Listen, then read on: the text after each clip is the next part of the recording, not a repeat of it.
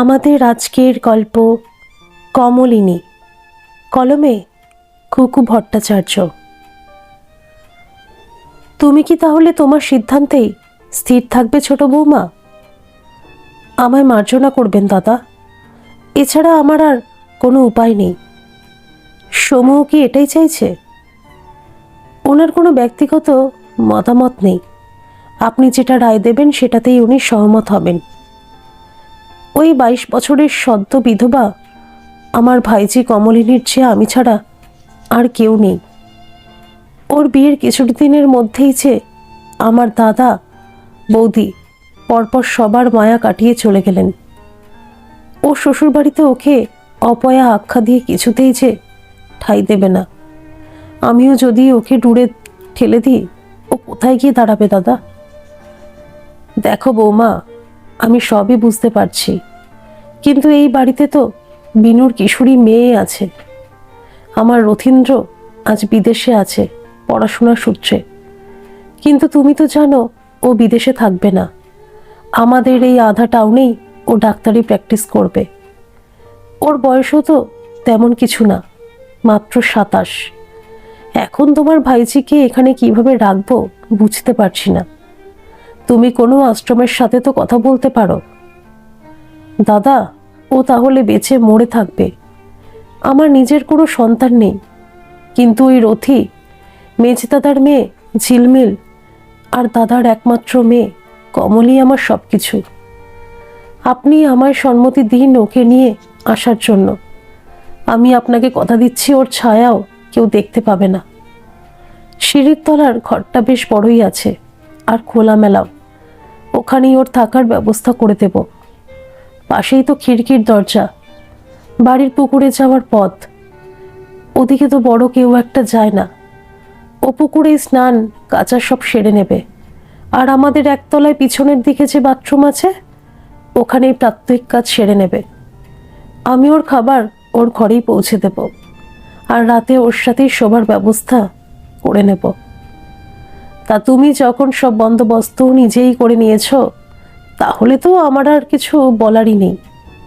তবে ওকে আনতে যেদিন যাবে মহিমকে বলে দেব বাড়ির গাড়িতেই যাবে। আমি আগামীকাল সকালেই যাব। আমাদের এখান থেকে ঘন্টা 2-এর পথ। আমি গিয়েই ওর সব কিছু গোছগাছ করে নিয়েই আবার আধ ঘন্টার মধ্যেই রওনা দিয়ে দেব, যাতে বেলা গড়াবার আগেই বাড়ি পৌঁছে যেতে পারি। বেশ, তাই হবে। এখন তুমি এসো ছোট বৌমা। ভাসুরের ঘর থেকে বেরিয়েই উমা, চৌধুরী বাড়ির ছোট বৌমা, দেখে ঘরের বাইরে বড় যা নলিনী আর মেজ যা কল্যাণী দাঁড়িয়ে আছে। তোর বড় জেদ ছোট, জানি না কাজটা কতটা ঠিক হচ্ছে। বড় যা নলিনী বলে উমাকে। ছোটই বা করবে কি বর্দি, নিজের দাদার মেয়ে, ফেলে তো আর দিতে পারবে না। উমা কারোর কথারই উত্তর না দিয়ে মৃদু হেসে নিজের ঘরের দিকে এগিয়ে যায়। মুর্শিদাবাদ জেলার রঘুনাথগঞ্জের চৌধুরী পরিবার, বর্ধিষ্ণু পরিবার, কোনো এক সময় পূর্বপুরুষের জমিদারির ঠাটবাট এখনও কিছুটা হলেও বর্তমান। বড় ছেলে অমরেন্দ্রনাথ চৌধুরী এবং মেজ বীরেন্দ্রনাথ চৌধুরী পারিবারিক স্বর্ণালঙ্কারের ব্যবসা সামলাম। শহরের বুকে বিশাল জুয়েলারি হাউস। ছোট সমরেন্দ্রনাথ চৌধুরীর মাছের ট্রলার আছে। বড় বউ নলিনী, মেজ বউ কল্যাণী আর ছোট বউ উমা প্রত্যেকেই গৃহবধূ। বড়র ঘরে একমাত্র ছেলে রথীন্দ্রনাথ অসম্ভব মেধাবী ছাত্র ছিল। কলকাতা মেডিকেল কলেজ থেকে ডাক্তারি পাশ করে এখন উচ্চ শিক্ষার্থে লন্ডনে আছে। মাস 6-এর মধ্যেই দেশে ফিরবে আর নিজের শহরেই প্র্যাকটিস করবে। মেজর ঘরেও একমাত্র মেয়ে সায়নী, ডাকনাম ঝিলমিল, মাধ্যমিক পাশ করে উচ্চ মাধ্যমিকের দোরগোড়ায়। ছোট নিঃসন্তান, তাই ছোট ভাই সমরেন্দ্র বেশিরভাগ সময় ট্রলার নিয়ে গঙ্গার বুকে ভেসে বেড়ায়। সেই অর্থে সংসারের কোনো বন্ধনই অনুভব করে না। আর আছে সবসময় সহকারী বহু পুরনো মানদা মাসি আর বাজার সরকার মহিম। সে একাধারে গাড়ির ড্রাইভারটা ঘরটাও সামলায়। বিশাল দোতলা বাড়িটির ওপরতলায় থাকেন বড় আর মেজর পরিবার, আর নিচের তলায় থাকেন ছোটর পরিবার। বৈঠকখানার ঘর, মানদা মাসির ঘর আর মহিমের ঘরও নিচতলাতেই। বাড়ির সামনেই গাড়ি বারান্দা, সামনে খানিকটা পাথর বিছানো পথ মেইন গেট পর্যন্ত। বাড়ির পিছনে নিজেদের পুকুর। পুরো বাড়ি পুকুর মিলিয়ে 20 থেকে 25 কাঠা তো হবেই। পুরোটা উঁচু পাঁচিল দিয়ে ঘেরা। উমা বড় যা আর মেজোজার পাশ কাটিয়ে নিজের ঘরে ঢোকে। উমা দরজার পর্দা সরিয়ে ঘরে ঢোকে। সমরেন্দ্র খাটের ওপরে বসেছিল। বড়দা কি বললেন? কি আর বলবেন, নিমরাজি হয়েছেন। কাল সকালেই যাব আনতে। বড়দা বলেছেন মহিমদাকে বলে দেবেন, বাড়ির গাড়িতে গিয়ে নিয়ে আসতে হবে। আত্মমর্যাদা, ওদিকে থাকতে দিতে নারাজ, কিন্তু নিয়ে আসতে হবে গাড়িতে করে। আমি তো ভেবেছিলাম বাসেই চলে যাব। পাকুড় যেতে তো 1.25 ঘন্টা থেকে 2 ঘন্টা লাগবে। সকাল 6টার বাস ধরলে 8টা নাগাদ পৌঁছে যেতাম। ফিরতি বাসেই চলে আসতাম। ওই অভাগিনীর আবার গাড়ি লাগবে কি করতে? এ তোমার অভিমানের কথা উমা। বড়দা বিচক্ষণ ব্যক্তি, উনি সব দিক চিন্তা ভাবনা করেই বলেছিলেন। আমি বড়দাকে কথা দিয়েছি যে বাড়ির কোনো সদস্যই ওর ছায়াও দেখবে না। সেটা কি করে সম্ভব? বাড়িতে থাকবে অথচ কেউ ওর ছায়াও দেখতে পাবে না। আমি সিঁড়ির তলার ঘরটা পরিষ্কার করে রেখেছি, ওখানেও থাকবে। পুকুরে স্নান কাচা করবে। সিঁড়ির তলার ঘরে? ওখানে কেউ থাকতে পারে? ভাগ্য যাদের সাথ দেয় না তাদের জন্য ঠিকই আছে। আমিও ওর সাথে রাতে ওখানেই শোব। তোমার কি মাথাটা একেবারেই খারাপ হয়ে গেছে? না, মাথাটা এখনো সুস্থ আছে বলেই বলছি। ওই একরত্তি মেয়েটা ওখানে শোবে আর আমি ঘরে পালঙ্কে শোব, সেটা তো হয় না। না হয় সন্তান ধারণ করতে পারিনি, কিন্তু আমার অন্তরেও মাতৃত্ববোধ সব মায়ের মতোই আছে। রথি, ঝিলমিল, কমল এরা আমার সন্তানের সমান। সমরেন্দ্র জানে উমা একবার যা ঠিক করে নিয়েছে সেই অবস্থা থেকে এক চুলও সরানো যাবে না। তাই আর কথা না বাড়িয়ে বলে, বেশ, তুমি যা মনস্থির করেছ সেটাই হবে। সত্যি তো আমি তো তোমাকে কোনো সন্তান সুখ দিতে পারিনি। কেন শুধু শুধু নিজেকে দোষারোপ করছো? ভাগ্যের ওপরে তো কারোর হাত নেই। সন্তানের জন্য মাকে অনেক ত্যাগ স্বীকার করতে হয়। নাও, অনেক রাত হয়েছে, তুমি শুয়ে পড়ো। আমি রান্নাঘরের 2-1টা কাজ সেরে আসছি। কাল ভোরেই বেরোতে হবে আবার। পরের দিন সকালে মহিম গাড়ি বের করে ঝাড়পোছ করে তৈরি হয়ে নেয়। উমাও 2-4কে প্রণাম করে গাড়িতে গিয়ে উঠে বসে। যেতে যেতে গাড়ির জানালার কাঁচটা তুলে দেয়। মনে মনে ভাবে কতদিন পরে বাড়ির বাইরে বেরোলো। সবে পুজো পেরিয়েছে, এখনো আকাশে বাতাসে পুজোর রেশ ছড়িয়ে আছে। পুজোর পঞ্চমীর দিনই তো কমলিনীর জীবন থেকে সবকিছু মুছে গেছিল। 20 বছর বয়সে বিয়ে হলো আর 22-এই বিধবা হলো। মায়ের কি বিচার! সবাই বলে যার কেউ নেই তার ভগবান আছেন। মিথ্যে, সব মিথ্যে। ওই অতটুকু মেয়ে, ওর সারা জীবন কিভাবে কাটবে কে জানে। ইচ্ছে করে না আর ঠাকুর ডাকতে। কখন যে এতটা রাস্তা পেরিয়ে এলো উমা টেরই পায়নি। একেবারে বাড়ির গলির মুখে এসে গাড়ি থামিয়ে মহিম উমাকে ডাকে, ছোট মা, বাড়ি এসে গেছে। গলিতে তো গাড়ি ঢুকবে না। আমি রাস্তার মোড়েই গাড়ি দাঁড় করাচ্ছি।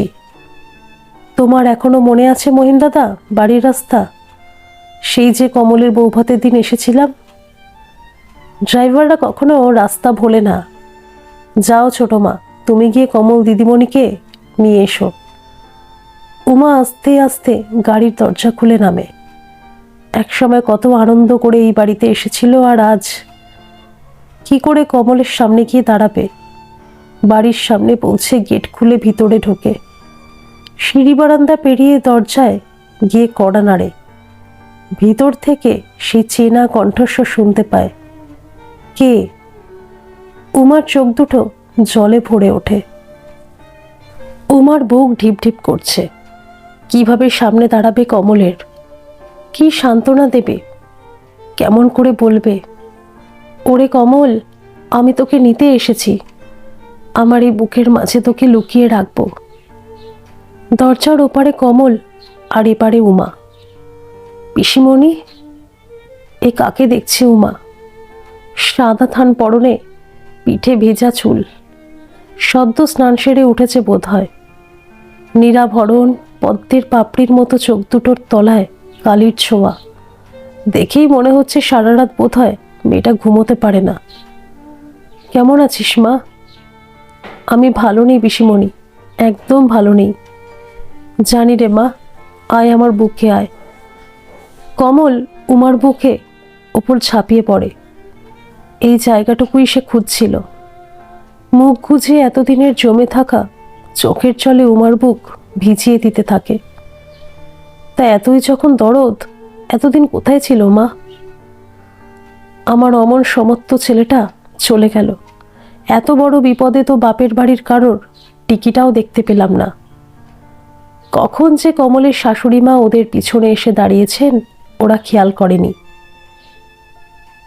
মা, ইমা, আমি নিজেই খুব অসুস্থ ছিলাম, আসতে পারিনি। বড় লোকের ঘরের বউ কি এখন আমাদের দুর্দশা দেখতে এসেছ? আহ মা, পিসিমণি কত দূর থেকে এসেছেন, এখনো ঘরের চৌকাঠটাও মারাননি। আপনি কেন শুধু শুধু এতগুলো কথা শোনাচ্ছেন? ও পিসিকে দেখেই মুখ খুলে গেল? বিয়ের পরপরই তো মা বাবা চলে গেল, কোনো জামাই আদরটাও তো পাইনি আমার ছেলেটা। আর এখন আমার কোল থেকে ওই সমস্ত ছেলেটাকেও কেড়ে নিল, একটা অপয়া মেয়ে ছেলে। মামিমা, দয়া করে আপনি চুপ করুন। এই মেয়েটার বুকের মধ্যে যে কি হচ্ছে সেটা ও ছাড়া কেউই বুঝতে পারবে না। আপনি কোল ছাড়া হয়েছেন, আপনার মায়ের মন তো কাঁদবেই। তবুও আপনার আরও 2 ছেলে আছে। আস্তে আস্তে তাদের মুখের দিকে তাকিয়ে আপনি হয়তো এই শোক কিছুটা হলেও ভুলতে পারবেন। কিন্তু ওর তো সর্বস্ব গেল, বাবা মা স্বামী কেউই রইল না। আমরা যদি এই সময় ওর পাশে না দাঁড়াই তাহলে মেয়েটা কোথায় যাবে বলুন তো? কেন, বড়লোক পিসির বাড়ি আছে তো? শুধু ধন সম্পত্তি থাকলেই কি আর বড়লোক হওয়া যায়? আগে মনটাকে বড় করতে হয়। এত বড় বড় কথা বলো না তো বাপু। এসেই যখন পড়েছ দুপুরে 4টি খেয়ে, তারপরে তোমার ভাইঝিকে রাখবে না নিয়ে যাবে সেটা তুমিই বুঝবে। এটা গৃহস্থ বাড়ি, না খেয়ে গেলে অকল্যাণ হবে, এইগুলো আমরা খুব মানি। আমি ওকে নিয়ে যেতেই এসেছি। খাওয়ার কথা বলছেন, ওটা আমার অভ্যর্থনার সাথে সাথেই হয়ে গেছে। আপনার গৃহস্থের অকল্যাণ তো আর হতে দিতে পারি না। তাই আমাকে একটা বাতাসা আর 1 গ্লাস জল দিন, তাহলেই হবে। দাও বৌমা, তোমার পিসিকে জল বাতাসা দাও। আমাদের গরিব ঘরে কি আর ওনার খাবার রুচি হবে? কমল, তুই একেবারে তৈরি হয়ে আয়, আমি এখানেই দাঁড়িয়ে আছি। পিসিমণি, তুমি আমাকে নিয়ে গেলে তোমার সংসারে যদি কোনো অশান্তি হয়? না না, আমি যত লাথি চাটাই খাই না কেন এখানেই থাকবো। আমার জন্য যদি তোমার সংসারেও কোনো অঘটন ঘটে, আমি যে অপয়া, তোকে আমি যা বললাম সেটাই কর। এত দূর থেকে আমি শুধুই তোকে দেখতে আসিনি। মহিম দাদা বাইরে গাড়ি নিয়ে দাঁড়িয়ে আছে, তোর চা গুছিয়ে নেবার নিয়ে এখনই রওনা দেব। বেলা গড়াবার আগেই বাড়ি পৌঁছতে হবে। আমার আর কি গোছানোর আছে, 2টো থান কাপড় আর একটা ডায়েরি। তাহলে শুধু ডায়েরিটাই নিয়ে নে, আমি তো আর ওখানে গেলে থান কাপড় পরতে দেব না। গাড়িতে উঠে উমা কমলের মাথাটা নিজের কাঁধে নিয়ে নেয়। কমল যেন একটা নির্ভরতার কাঁধ খুঁজে পায়, একটা গভীর দীর্ঘ নিঃশ্বাস ছাড়ে। কমল আমাদের বাড়িতে গিয়েও হয়তো কোনো আন্তরিক অভ্যর্থনা পাবি না, তবুও জানবি এই পিসিমণি তোর পাশে সবসময় আছে। আমি জানি পিসিমণি, তোকে আগের থেকেই বলে রাখছি, আমাদের বাড়ির সিঁড়ির তলার ঘরটা তোর আর আমার থাকার জন্য ব্যবস্থা করে নিয়েছি। সেটা কি করে সম্ভব? পিসেমশাই আছেন, ওর সঙ্গে আমার সব কথাই হয়ে গেছে। আমি বাড়ির সবাইকে কথা দিয়েছি যে তোর ছায়াও কেউ দেখতে পাবে না। কমলের চোখ দিয়ে জল গড়িয়ে পড়তে থাকে। কাঁদিস না মা, আমাদের মেয়েদের জীবনটাই যে নির্বাসনের। তোর তো ছোটবেলার থেকেই ডায়েরি লেখার অভ্যেস আছে। এবারে তুই মন প্রাণ দিয়ে তোর ভিতরের যন্ত্রণা, জীবনে যদি কয়েক মুহূর্ত আনন্দ পেয়ে থাকিস, তাহলে সেগুলো সব লিপিবদ্ধ করবি। পিসি ভাইজিতে দিনগুলো ঠিক কেটে যাবে। উমারও চোখ দিয়ে জল গড়িয়ে পড়তে থাকে। কমল মুখটা উমার বুকে গুজে দেয়। গাড়ি এসে বাড়ির গেটের মুখে দাঁড়ায়। গাড়ির আওয়াজ পেয়ে উমার বড়চা নলিনী দরজা খুলে বাইরে আসেন। কমলের কী রকম অস্বস্তি হতে থাকে। উমা কমলের হাত ধরে সিঁড়ি দিয়ে ওপরে ওঠে। কমল, বড়দিকে প্রণাম কর। কমল মাথা নিচু করে প্রণাম করতে গেলে নলিনী কমলকে হাত ধরে উঠিয়ে নেন। থাক মা, অনেক দূর থেকে এসেছ, তোমার ঘরে গিয়ে বিশ্রাম নাও। তোমার খাবার ঘরেই পাঠিয়ে দিচ্ছি। ছোট, তুইও হাত মুখ ধুয়ে নিয়ে রান্নাঘর একটু আয়। বড়দি, দাদা কি এসেছেন দোকান থেকে? হ্যাঁ, এই আধ ঘন্টা হলো খেয়ে দিয়ে ওপরে গেছেন বিশ্রাম করতে। আবার 4টের সময় তো যেতে হবে। আমি কি একবার কমলকে নিয়ে দাদার সঙ্গে দেখা করে আসব? আমার মনে হয় 2-1 দিন পরে নিয়ে গেলেই ভালো হয়। আমি তো দাদাকে বলে দেব যে তোরা এসে গেছিস। কমল বোঝে তার আশাটা এই বাড়িতে কেউই মন থেকে মেনে নিতে পারেনি। ওমা, তোরা এসে গেছিস? মেজোচা কল্যাণী এসে জিজ্ঞেস করে। কমল কল্যাণীকেও প্রণাম করে। কল্যাণী ওর মাথায় হাত রেখে বলে, কি বলে তোকে আশীর্বাদ করি বলতো? এর আগে কয়েকবার এসেছিস, তখন তোকে আদর করে বলতাম রাজপুত্রের মতো বড় হবে তোর।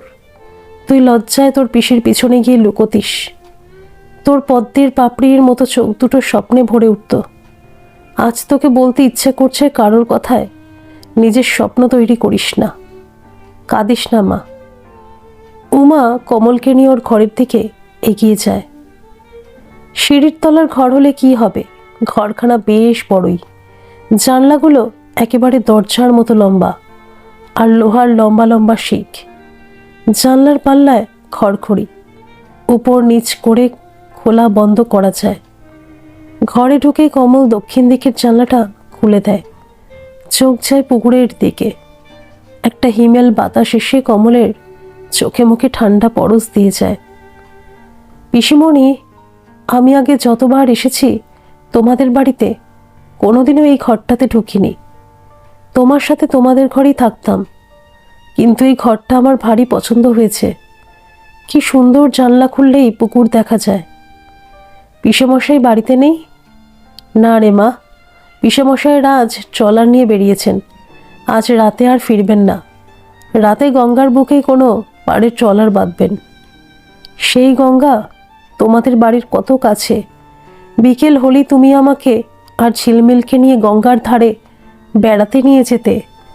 যেটিতে লঞ্চ এসে ভিড়ত, কত সাইকেল উঠত লোকজনের সাথে। শুধুই সাইকেল কেন, লরি পারাপারের জন্যও তো সেই বিশাল বিশাল যন্ত্রচালিত ভটভটিগুলো আসে না? একবার তো তোর আর ঝিলমিলের কি বায়না ওপারে যাওয়ার জন্য। অনেক কষ্টে তোদের বুঝিয়ে বাড়িতে নিয়ে এসেছিলাম। কষ্ট, ভীষণ কষ্ট এই বুকটাতে পিসিমণি। মা, বাবা, অতনু সবাই আমায় ছেড়ে চলে গেল। আমি কি এতই খারাপ? তুই আমার সোনা মেয়ে। ওদের বোধ হয় খুব তাড়া ছিল, তাই ওরা চলে গেছে। তবে যেখানেই থাকুক ওরা তোর ভালো চাইবেই। কেমন আছো কমল দিদি? ওমা ঝিলমিল, কত বড় হয়ে গেছিস রে। আমি তো তোমার থেকে মাত্র 4 বছরেরই ছোট, তো বড় হব না? তাই তো, আমি তো ভুলেই গেছিলাম। খাওয়া হয়ে গেছে? হ্যাঁ, হয়ে গেছে। জেম্মা কাকিমণিকে ডাকতে পাঠালো তোমার খাবার নিয়ে আসার জন্য। হ্যাঁ বাবু, আমি এক্ষুনি যাচ্ছি। কমল, তোর জন্য আমি এক সেট শাড়ি, সায়া, ব্লাউজ রেখেছি খাটের ওপরে। তুই বাইরের বাথরুমে গিয়ে চোখে মুখে জল দিয়ে কাপড় ছেড়ে নে। আমি কালকেই থান কাপড় মানদা দিদিকে দিয়ে গঙ্গায় দিয়ে দেব।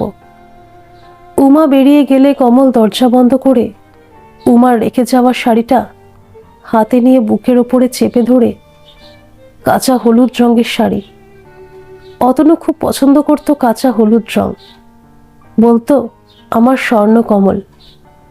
আরেকজনও পছন্দ করত রথিদা।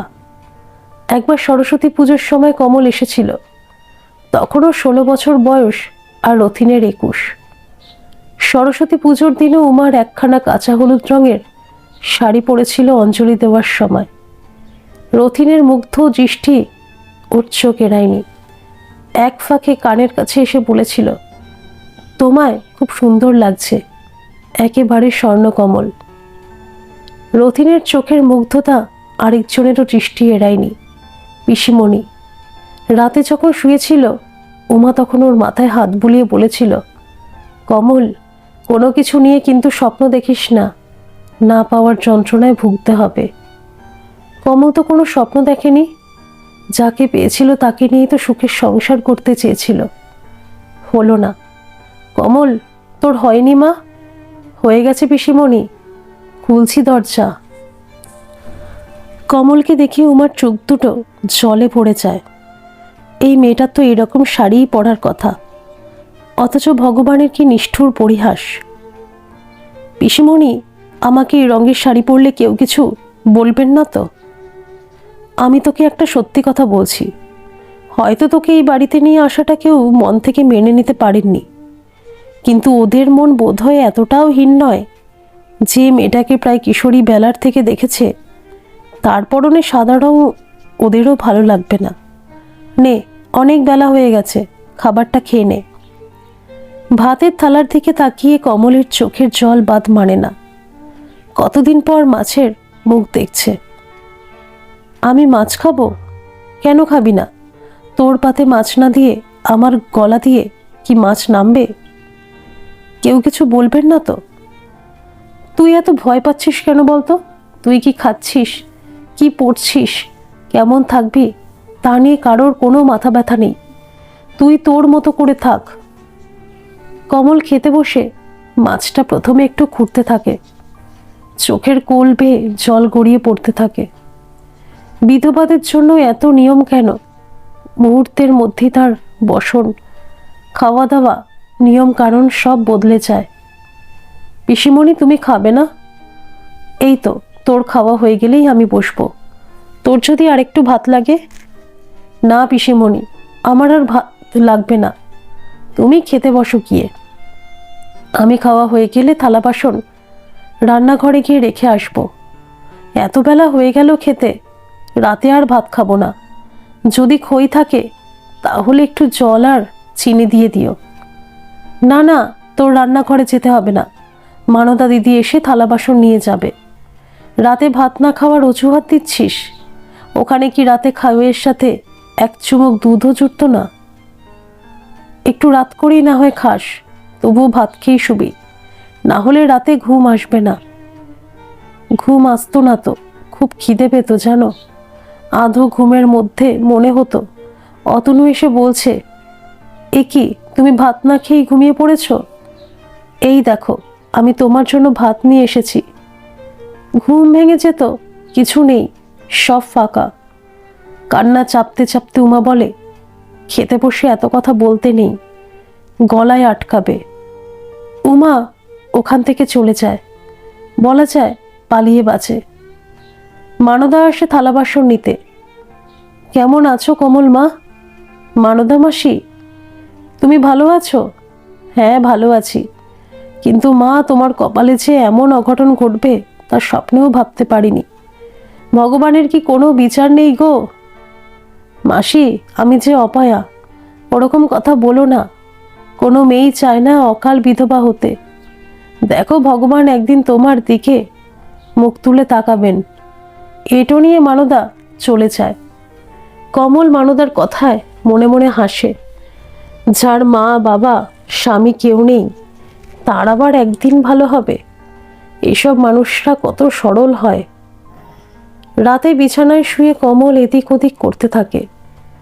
উমা ওর পিঠে হাত বুলিয়ে দিতে দিতে বলে, নতুন জায়গা ঘুম আসছে না, তাই না রে? মশারির মধ্যেও জানলা দিয়ে আবছা চাঁদের আলো ঢুকছে। কদিন আগেই পূর্ণিমা গেছে, আলোটা এখনো ম্লান হয়নি, অনেকটা ওর জীবনের মতো। এই তো পুজোর আগে অতনুর সাথে গিয়ে পুজোর বাজার করে এলো। অতনুর হার্টের অবস্থা যে এত খারাপ তা তো কোনোদিনও বুঝতে পারিনি। একটা স্ট্রোকেই সব শেষ হয়ে গেল। হ্যাঁ রে, অতনুর কি কোনো হার্টের প্রবলেম ছিল? তোকে কি কোনোদিন কিছু বলেছিল, বা কখনো কি ওকে হাঁপাতে দেখতিস? এই কথাই আমি ভাবছিলাম। বিয়ের 2 বছরের মধ্যে আমি তো সেরকম কোনো অসুবিধে দেখিনি, নাকি ভিতরে ভিতরে চেপে রেখেছিল? যা হবার তা তো হয়েই গেছে, কিন্তু আমি ভাবছি আমার অবর্তমানে এত বড় পৃথিবীতে তুই কার ভরসায় থাকবি? তোমার যদি কিছু হয়ে যায় তাহলে আমি নিজেকে শেষ করে দেব, কার জন্য বেঁচে থাকবো বলো? উমা কমলের মুখে হাত চেপে ধরে। খবরদার, আর যদি একবারও তোর মুখে এই কথা শুনেছি। ভগবানকে ডাকতে ইচ্ছে করে না, তবুও মনে হয় তোর জীবনটা যদি ভগবান একটু গুছিয়ে দিতেন তাহলে আমি মরেও শান্তি পেতাম। তুমি দেখি মানদা মাসির মতোই কথা বলছো। আমার ভাগ্য আবার গুছিয়ে দেবেন ভগবান? বলো, আমার ভাগ্যটাকে ভগবান গুছিয়ে দিয়েছেন। ওরকম বলিস না সোনা, কার ভাগ্যে কখন কি হয় কেউ বলতে পারে না। আয়, তোর মাথায় হাত বুলিয়ে দিই, আস্তে আস্তে ঘুমিয়ে পড়বি। কতদিন পর কমল একটু স্বস্তির ছোঁয়ায় চোখ দুটো বুঝল। দেখতে দেখতে 1 মাস হয়ে গেল কমল এসেছে উমার বাড়িতে। এসে থেকে এটুকু বুঝেছে এই সংসারে সে ব্রাত্য, তবে উদ্বৃত্তও নয়। পিসির সঙ্গেই তার প্রাত্যহিক জীবন এগিয়ে চলেছে। পিসেমশাই মাঝে মাঝে এসে খবর নিয়ে যান, কিন্তু উনি তো বেশিরভাগ সময়ই ট্রলার নিয়ে ব্যস্ত থাকেন। কমলের খুব ইচ্ছে করে পিসেমশাইয়ের ট্রলারে করে গঙ্গার বুকে ভেসে বেড়াতে। একদিন তো সাহস করে বলেও ফেলেছিল। উনি কমলের মাথায় হাত দিয়ে বলেছেন, আর কদিন যাক, তারপর একদিন নিয়ে যাবেন। উমার বড় চা নলিনী একদিনই এসে দেখা করে গেছেন। মেজ কল্যাণী মাঝে মাঝে আসেন। ওনার কমলের উপরে কেমন যেন একটা মায়া আছে, কিন্তু ঝিলমিল এখনো আসেনি। কমলের খুব ইচ্ছে করে ওর সঙ্গে বসে একটু গল্প করতে। কমলের একটাই আনন্দের জায়গা পুকুরে সাঁতার কাটা। ছোটবেলার থেকেই জলের সাথে ওর খুব ভাব। এখানে আবার উপরি পাওনা পুকুরের জলে শাপলা ফুলের ভেসে বেড়ানো অনেকটা পদ্মের মতোই লাগে। স্নান করার আগে গিয়ে রোজই কিছুক্ষণ পুকুরের ঘাটে গিয়ে বসে থাকে। কেউই তো বিশেষ আসে না এদিকে, শুধু মানদা মাসি দুপুরের সব কাজ সেরে পুকুরে আসে স্নান করতে। কি গো কমল দিদি, ঘাটে বসে কি ভাবছো? কমল চমকে পিছন ফিরে দেখে ঝিলমিল দাঁড়িয়ে আছে। প্রথমে একটু অভিমান হয় ওর ঝিলমিলের ওপরে, তারপরে ভাবে ওর কি দোষ, ওকে যদি আসতে না দেয়।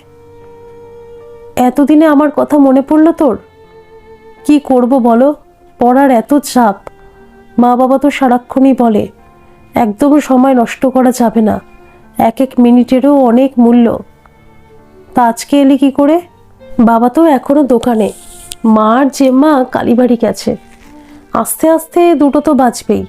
আর কাকিমা রান্না করে। তুই আমার কাছে এসেছিস শুনে তোর মা বাবা রাগ করবেন না? জানবে কেমন করে? এখন তো সবে 12টা বাজে, এখনো 2 ঘন্টা বাকি আছে ওদের আসতে।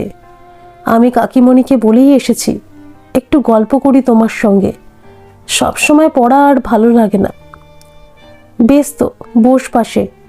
তুই সাঁতার জানিস? বাহ, বাড়ির পুকুর, সাঁতার জানবো না? রথি দাদাই তো আমায় সাঁতার শিখিয়েছে। রথিনের কথায় কমলের মনটা একটু উদাস হয়ে যায়। তো রথি দাদা কবে ফিরবেন রে? এই তো আর 5 মাস বাকি। এটা তো নভেম্বর মাসের প্রথম, এপ্রিল মাসের গোড়ায় আসবে। খুব মজা হবে। সামনেই পয়লা বৈশাখ পড়বে, আমারও পরীক্ষা শেষ হয়ে যাবে। কদিন খুব ঘুরে বেড়াবো। তুমিও যাবে আমাদের সঙ্গে, কেমন? দূর বোকা, আমি গিয়ে কি করব? এই ঝিলি সাঁতার কাটবি একসঙ্গে, খুব মজা হবে, শাপলা ফুল তুলব। সাঁতার? মা বকবে তো। মা বলেছে এখন আস্তে আস্তে ঠান্ডা পড়বে, এই সময়টা খুব খারাপ। আচ্ছা থাক তাহলে, তোর তো আবার কদিন বাদেই টেস্ট পরীক্ষা। ইস, তুমি সাঁতারের নাম করলে জল ছোঁয়ার জন্য আমার মনটা ছটফট করছে। চলো একটুক্ষণ কাটি, কয়েকটা শাপলা তুলে নিয়ে আসি। মা আসার আগেই ঘরে ঢুকে যাব। দুজনে এক বুক খুশি নিয়ে জলে ঝাঁপ দেয়। যেন কত যুগ পরে এক অনাবিল আনন্দ দুজনকেই ঘিরে ধরে।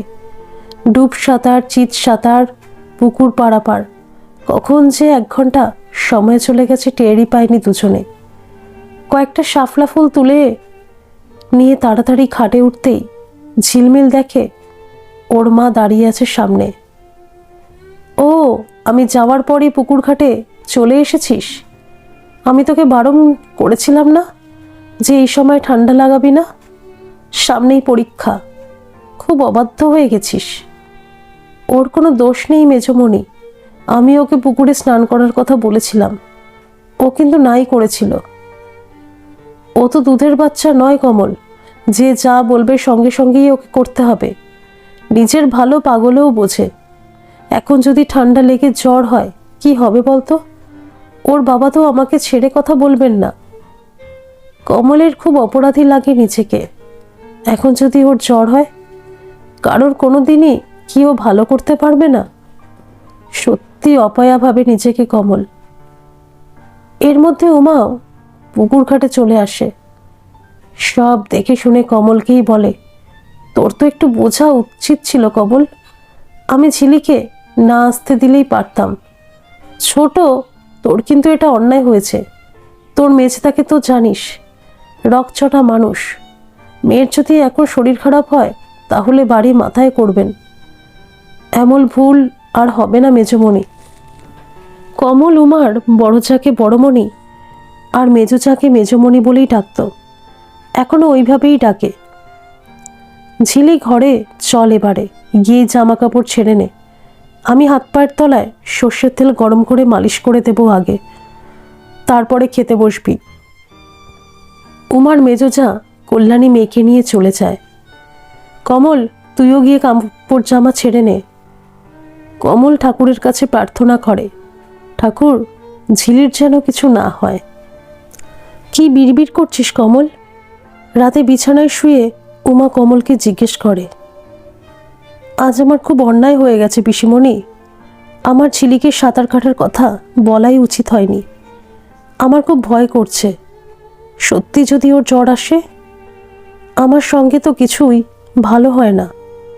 দেখ, তখন আমার একটু রাগই হয়েছিল তোর ওপর, কিন্তু পরে ভেবে দেখলাম তোর বয়সটাও তো এমন কিছুই না। এই বয়সে কোনো বন্ধু নেই, কোনো বাইরের জগৎ বলতে কিছু নেই। দিন রাত ওই একটা ঘরের মধ্যে কাটানো। স্বাভাবিকভাবেই ঝিলিকে দেখে তোর মনটা উৎফুল্ল হয়ে উঠেছিল। এটা তো কোনো দোষের ব্যাপার নয়। আসলে সামনেই যে ওর টেস্ট পরীক্ষা, তাই ওর শরীর নিয়ে আমারও একটু ভয় করছে। যাই হোক, যা হবার তা তো হয়েই গেছে। এখন ঠাকুরকে ডাক ওর যেন কিছু না হয়। ঠাকুর আমার ডাক কোনোদিনও শোনেন না। মা, বাবা, অতনু সবার জন্যই তো এত করে ডাকলাম, শুনলো ঠাকুর আমার ডাক? এখন এত না ভেবে ঘুমিয়ে পড়। সারাদিনের পরিশ্রমে ক্লান্তিতে উমার 2 চোখের পাতায় ঘুম নেমে আসে, কিন্তু ঘুমোতে পারে না কমল। নানান ধরনের চিন্তা মাথার মধ্যে গিজগিজ করতে থাকে। এই বাড়ির আশ্রয়টুকু যদি সে হারায় তাহলে কার কাছে গিয়ে দাঁড়াবে? ভোরের দিকে কমলের চোখটা একটু লেগে আসে। হঠাৎই দরজায় কড়া নাড়ার আওয়াজে ঘুম ভেঙে যায় কমলের। উমা তখনও ঘুমোচ্ছে। ও পিসিমণি, দেখো কে যেন দরজায় কড়া নাড়ছে। এই ঘরে আবার কে কড়া নাড়বে? ঘুম চোখে গিয়ে উমা দরজা খোলে। এ কি মেজদি, তুমি? কি হয়েছে? কটা বাজে এখন? ছোট, কাল সারা রাত ঝিলির প্রচণ্ড জ্বর। জ্বরের ঘোরে ভুল বকছিল। সারা রাত ধরে জলপট্টি দিয়েছি। তোর মেজদা জিজ্ঞেস করেছেন মেয়ের এত ঠান্ডা লাগলো কিভাবে। আমার খুব ভয় করছে ছোট। এখন কত জ্বর? এই তো 5টার সময় জ্বর ছিল 103। ভয় পেও না মেজদি, চলো আমি তোমার সঙ্গেই যাচ্ছি। কমল, তুই আরেকটু শুয়ে থাক। আমি যাব তোমাদের সঙ্গে? না না, তোকে যেতে হবে না। দরজাটা ভেজিয়ে দিয়ে উমা কল্যাণীর সঙ্গে চলে যায়। কমলের মাথা খুঁটে মরতে ইচ্ছে করছে, স্থানুর মতো বসে থাকে। ঝিলির জ্বর, তাই কল্যাণী রাতে মেয়ের ঘরেই শুয়েছিল। ঝিলির ঘরে ঢুকে দেখে ঝিলি ঝড়ে আচ্ছন্ন হয়ে শুয়ে আছে। মাঝে মাঝে বিড়বিড় করে কী সব বলছে। উমা ওর মুখের কাছে কানটা নিয়ে যায়। কমল দিদি, তোমার খুব কষ্ট তাই না? আসলে সারাক্ষণ জলের মধ্যে ফুটে থাকো তো। কই, তোমার তো জ্বর হয় না? আমি না তোমায় খুব ভালোবাসি। দেখো, বড় হয়ে আমি তোমার অনেক জায়গায় ঘুরতে নিয়ে যাব। মেজদি, মেজদাকে বলো ডাক্তারবাবুকে খবর দিতে। কপাল তো জ্বরে পুড়ে যাচ্ছে, এখনো তো ভুল বকছে। ততক্ষণে মেজ ছেলে বীরেন্দ্র আর উমার বড় যা নলিনীও ঝিলির ঘরে এসে উপস্থিত হয়েছেন। কল্যাণী বললে, না তো মেয়ে, এত জ্বর কিভাবে বাঁধালো? মানে রোজ ওই সকালে উঠে পড়তে বসে তো, কাল সকালে একটু হিমের মধ্যে বাগানে গেছিল, তাই বোধ হয় ঠান্ডা লেগে গেছে। কেন মিছে কথা বলছিস মেজ? কাল আমরা কালীবাড়ি যাওয়ার পর ঝিলি ওই কমলের সাথে ঘণ্টাখানেক ধরে পুকুরে স্নান করেই তো এই জ্বর বাঁধিয়েছে। পুকুরে স্নান করেছে? কে অনুমতি দিয়েছিল ওকে পুকুর ঘাটে যাওয়ার জন্যে? মেজদা আমায় ক্ষমা করবেন, আমি ওকে বলেছিলাম, তবে ও যে জলে নামবে সেটা আমি বুঝিনি। সব ওই কমলের জন্যে। ও না বললে তো ঝিলি জলে নামতো না। শুধু শুধু কমলকে দোষ দিচ্ছ কেন বর্দি? কল্যাণী বলে, কার দোষ সেটা পরে বিচার করলেও চলবে। মেজদা, আপনি আগে বাড়ির ডাক্তারবাবুকে খবর দিন। হ্যাঁ মেজ ঠাকুরপো, তুমি আগে নির্মল ডাক্তারকে খবর দাও। কমল পা টিপে টিপে ঝিলির ঘর থেকে বেরিয়ে সিঁড়ি দিয়ে নিচে নেমে কোনো মতে নিজের ঘরে ঢোকে। ওর যে এই বাড়িতে সব জায়গায় যাওয়ার অনুমতি নেই সে জানে, তবুও নিজেকে রোধ করতে পারেনি। অজানা এক আশঙ্কায় ওর বুক কাঁপতে থাকে। মহিম আর বাড়ির গাড়ি নিয়ে গিয়ে চৌধুরী বাড়ির নিজস্ব ডক্টর নির্মলেন্দু মুখার্জিকে বাড়িতে নিয়ে আসে। ডাক্তারবাবু ঝিলমিলকে ভালোভাবে বুক পিঠ পরীক্ষা করে বলেন, ঠান্ডা লাগারই জ্বর। এতটা লাগলো কিভাবে? গতকাল অনেকক্ষণ পুকুরে স্নান করেছিল। কল্যাণী বলেন, দেখুন, পুকুরে স্নান করলে তো এতটা ঠান্ডা লাগার কথা নয়। পুকুরের জলে তো সূর্যের আলো পড়ে, হয়তো অনেক দিন বাদে স্নান করেছে, তাই ঠান্ডাটা চট করে ধরে গেছে। যাই হোক, আমি ওষুধ লিখে দিচ্ছি, এক্ষুনি আনিয়ে খাইয়ে দিন। ডাক্তারবাবু, মেয়ের আর 2 সপ্তাহ বাদেই পরীক্ষা, ওর জ্বর ঠিক হয়ে যাবে তো? এক রাতের জ্বরেই তো কেমন নেতিয়ে পড়েছে, আশা করছি ঠিক হয়ে যাবে। ডাক্তারবাবু প্রেসক্রিপশন করে দিয়ে চলে যান। বাড়ির সবাই উদ্বিগ্ন। কমলের মরে যেতে ইচ্ছে করছে, বারবার নিজেকে দোষারোপ করছে। পিসিমণি, আমি তোমাকে বলেছিলাম আমাকে নিয়ে যেও না, আমার জন্য কারোর কিছু ভালো হয় না। তুমি আমার কথা শুনলে না, দেখলে তো সত্যি আমি কারোর ভালো করতে পারি না। কমল কান্নায় ভেঙে পড়ে। বোকা বোকা কথা বলিস না কমল, তুই কি ইচ্ছে করে করেছিস? কিচ্ছু হবে না ঝিলির, ও ঠিক ভালো হয়ে যাবে। আর তুই যে বলছিস তোর এখানে না আসাটাই ভালো ছিল, তা তুই কি ওখানে বসে বসে মার খেতিস? একবেলাও তো ভালো করে খাওয়া জুটতো না। তোর শাশুড়ির অতিথি আপ্যায়নেই বুঝতে পেরেছিলাম তোর দিন ওখানে কিভাবে কাটছে। তবুও এত অসহায় তো লাগতো না। আমার যে নিজেকে ডাইনি মনে হচ্ছে। ছি কমল, নিজেকে এতটা ছোট মনে করিস না। এসব কি কথা? না পিসিমণি, আমার মরে যেতে ইচ্ছে করছে। কমল সমানে কাঁদতে থাকে। উমা কিভাবে যে কমলকে সান্ত্বনা দেবে বুঝে উঠতে পারে না। এই সময় আবার সমরেন্দ্র ট্রলার নিয়ে গঙ্গায় গেছে। উমারও নিজেকে খুব অসহায় লাগে। 3 দিন হয়ে গেল, তবুও ঝিলমিলের জ্বরের কোনো উপশম নেই। ডাক্তারবাবু বললেন রক্ত পরীক্ষা করতে হবে। রক্ত পরীক্ষা হলো, কিন্তু কিছুই সেরকম ধরা পড়ল না। বাড়ির সবারই উদ্বেগ দিন কাটছে। 5 দিনের দিন ডাক্তার বললেন সদর হাসপাতালে নিয়ে যাওয়ার জন্য। কান্নাকাটি পড়ে গেল বাড়িতে। উমা এবারে সত্যি সত্যি ভয় পেয়ে গেল। সমরেন্দ্রও বাড়িতে ফিরে এসেছে। কি হবে বলো তো? আমি তখনই বলেছিলাম বড়দা যেটা বলছেন সেটাই করো, কমলকে এই বাড়িতে না আনার জন্য। হ্যাঁ, কোনো আশ্রমের সঙ্গে কথা বললে কি এমন ক্ষতি হতো? কোনো ক্ষতি হতো না, তবে আমিরও ওর সঙ্গে আশ্রমেই থাকতাম। আমার মা বাবা অনেক ছোটবেলাতেই চলে গেছেন। ওই দাদাই আমাকে বুকে করে মানুষ করেছেন। সংসারের হাল ধরার জন্য বিয়ে করলেও আমার বৌদি আমাকে মাতৃস্নেহ দিয়েছিলেন। আজ ওদের অবর্তমানে কমলের দায়িত্ব সম্পূর্ণ আমার। সেখানে তুমি যদি আমার পাশে থাকো ভালো, না হলে আমাকেই একা ওকে নিয়ে এগিয়ে যেতে হবে। আমি তোমার পাশে থাকবো না সেটা তো বলিনি, কিন্তু দেখছো তো বাড়ির সবাই কমলের আশাটা ভালো মনে মেনে নিতে পারেনি, একমাত্র মেজ বৌদি ছাড়া। আমাকেও কত সময় তো ট্রলার নিয়ে বাইরে থাকতে হয়। জানি না মেয়েটার ভাগ্যে কি আছে। দেখো, এখন আমাদের কমলকে নিয়ে চিন্তা না করলেও চলবে। ঝিলির সুস্থতাটাই একমাত্র কাম্য এই মুহূর্তে। ও ছোট বৌদি, তাড়াতাড়ি এসো, দেখো কমল দিদিমণি মাথা ঘুরে পড়ে গেছে। মানদার চিৎকার চেঁচামেচিতে উমার সমরেন্দ্র হুড়মুড় করে ঘর থেকে বেরিয়ে আসে। ডাইনিং স্পেসে এসে দেখে কমল মাটিতে পড়ে রয়েছে। উমা কমলের মাথাটা নিচের কোলের ওপরে নিয়ে নেয়। ও মানদা দিদি, তুমি শিগগিরই জল নিয়ে এসো। হে ভগবান, বিপদের ওপর বিপদ। তুমি ডাক্তারবাবুকে ফোন করো, উমা সমরেন্দ্রর উদ্দেশ্যে বলে। নিচের জোরে কথাবার্তায় কল্যাণী তাড়াতাড়ি নিচতলায় নেমে আসে। কি হয়েছে ছোট? ওমা, কমলের কি হলো?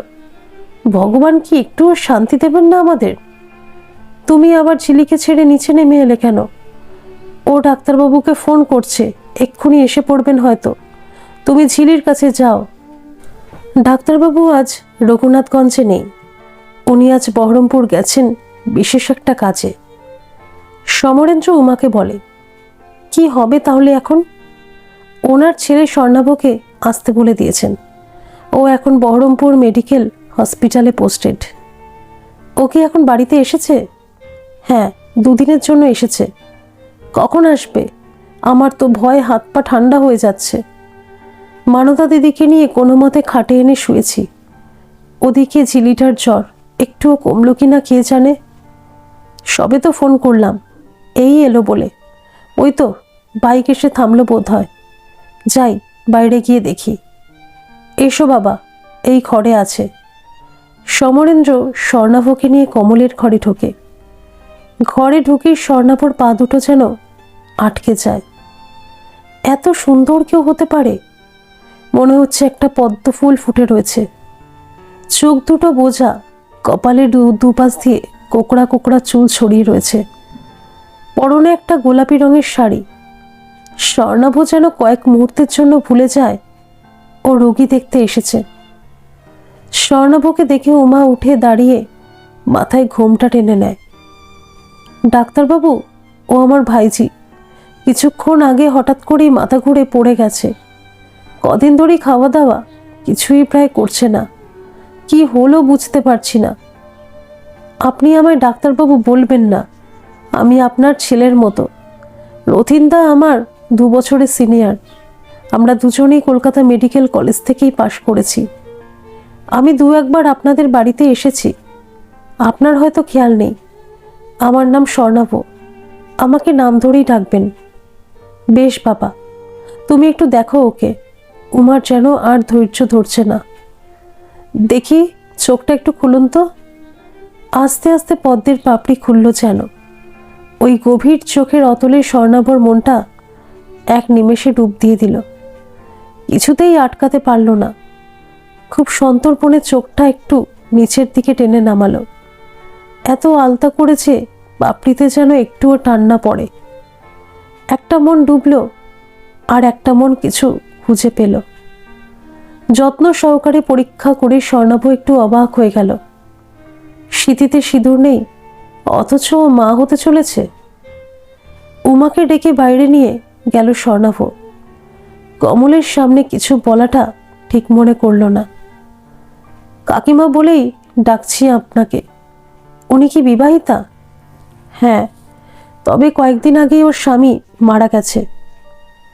উনি সম্ভবত সন্তান সম্ভবা। এখন ইউরিন টেস্টটা করে কনফার্ম হতে হবে। উমা এক দৃষ্টিতেই স্বর্ণাভর দিকে তাকিয়ে থাকে। ওনার শরীর কিন্তু খুব দুর্বল, রক্ত প্রায় নেই শরীরে। খুব সাবধানে রাখতে হবে। চলুন, ঘরে চলুন। উনি হয়তো কিছু আন্দাজ করবেন। আর হ্যাঁ, আমার একজন চেনাজানা গাইনি ডক্টর আছেন, মিসেস মল্লিকা সেন। আপনারা যদি চান আমি তাহলে ওনার সঙ্গে যোগাযোগ করিয়ে দিতে পারি। রঘুনাথগঞ্জে ওনার চেম্বার আছে, সপ্তাহে 2 দিন বসেন। এমনিতে উনি বহরমপুরে থাকেন, ওখানেই ওনার পার্মানেন্ট চেম্বার। উমা আর স্বর্ণাভ ঘরে ঢোকে। সমরেন্দ্র জিজ্ঞাসু দৃষ্টিতে উমার দিকে তাকিয়ে থাকে। উমা ইশারায় বলে, পরে বলছে। ওনার নাম আর বয়সটা বলুন। স্বর্ণাভ প্রেসক্রিপশন প্যাড বের করে। শ্রীমতী কমলিনী। দ্বিধায় পড়ে যায় উমা। কমলের বাপের বাড়ির না শ্বশুর বাড়ির পদবি বলবে? ভেবেচিন্তে কমলের বাপের বাড়ির পদবিটাই বলে। শ্রীমতী কমলিনী সেনগুপ্ত, 22 বছর। স্বর্ণাভর নাম, ওষুধ লিখে উমার হাতে দেয়।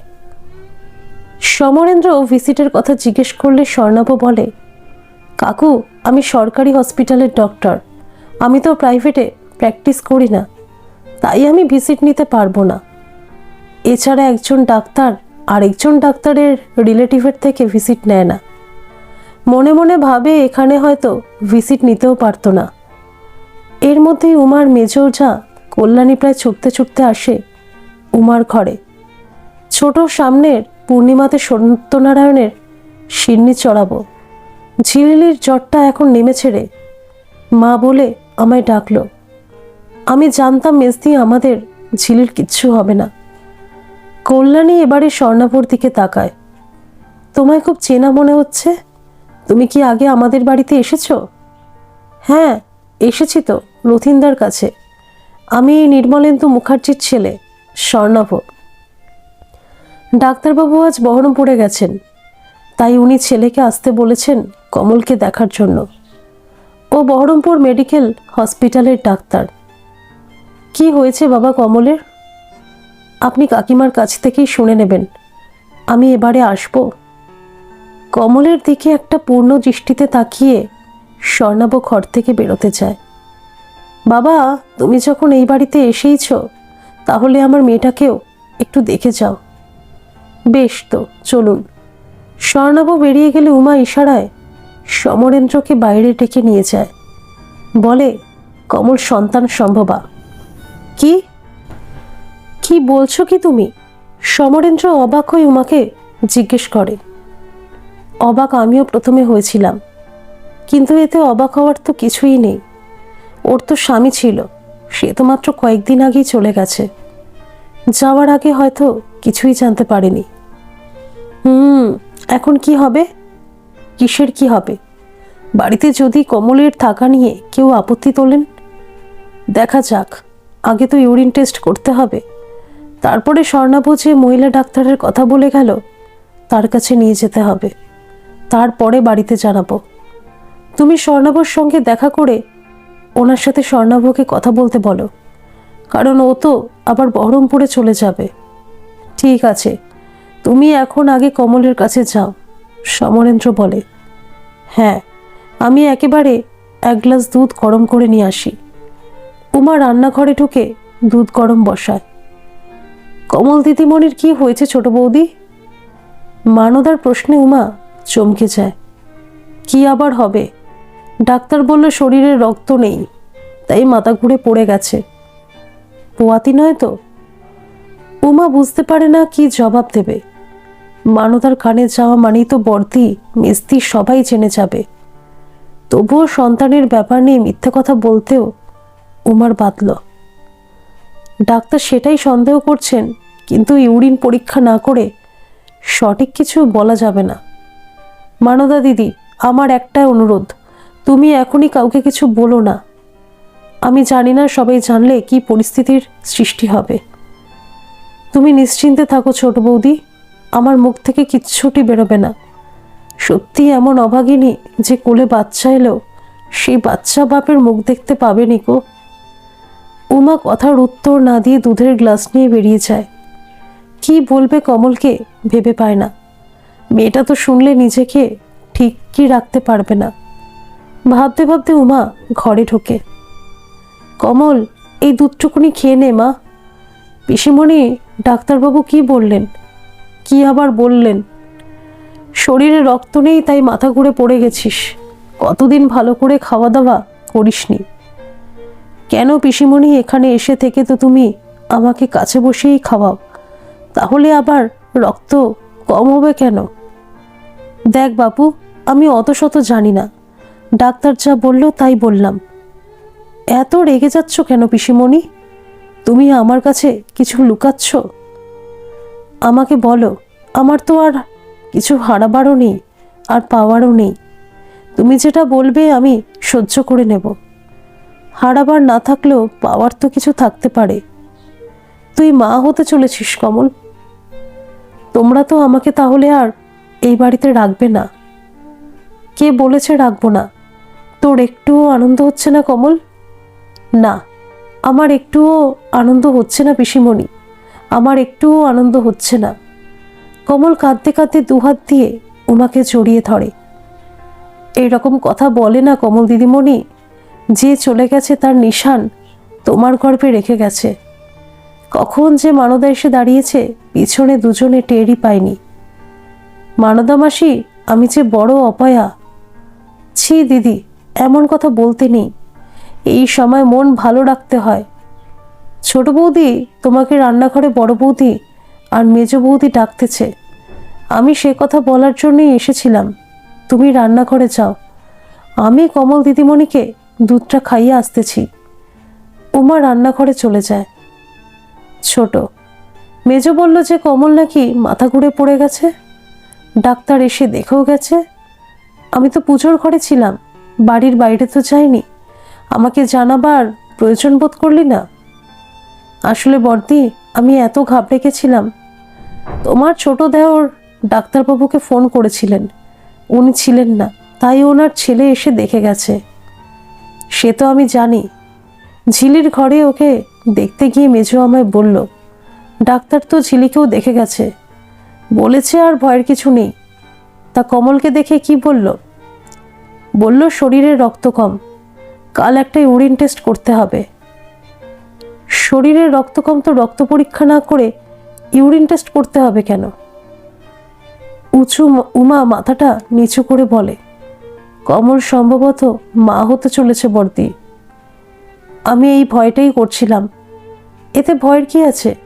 কমল তো কুমারী নয়, ওর স্বামী মারা গেছে। ছোট, তোর কি সব বোধবুদ্ধি হারিয়ে গেছে? আমাদের বাড়িতে কিন্তু 3 জন পুরুষ মানুষ আছেন। লোকের বদনাম করতে কিন্তু 1 মিনিটও সময় নেবে না। বর্দি, কি বলছো তুমি? কমল আমাদের সন্তান সম। সেটা ঠিক ছোট, কিন্তু বর্দি যেটা বলেছেন সেটাও ভুল কিছু বলেননি। তবে লোকে বলে বিড়াল কুকুরও বাড়িতে থাকলে পেট অবস্থায় বের করে দিতে হয় না। তোরা দুজনেই শুনে রাখ, আমারও সন্তান আছে, আমিও মা, কিন্তু যে কোনো অবস্থাতেই আমি আমার পরিবারের বদনাম হতে দেব না। ইউরিন টেস্টের রিপোর্টের পর যদি ব্যাপারটা সত্যি হয় তাহলে আমি বড় কর্তাকে জানাবো। উনি যা রায় দেবেন আমাদের সেটা মানতে হবে। বড় বউ রান্নাঘর থেকে চলে যান। কি হবে মেজদি? বর্দা যদি কমলকে না থাকতে দেন, কোথায় নিয়ে যাব মেয়েটাকে? একবার ওনার সঙ্গে জেদ করে কমলকে এই বাড়িতে এনেছি, আর তো কোনোভাবে ওনার সঙ্গে তর্ক বিতর্কের মধ্যে যেতে পারবো না। উমার বুক কাঁপতে থাকে। তুই চিন্তা করিস না ছোট, উপায় একটা বেরোবেই। ভগবান সবসময় মারেন না। জানি না, আজকাল ভরসা করতেও ভয় হয়। ধন্যবাদ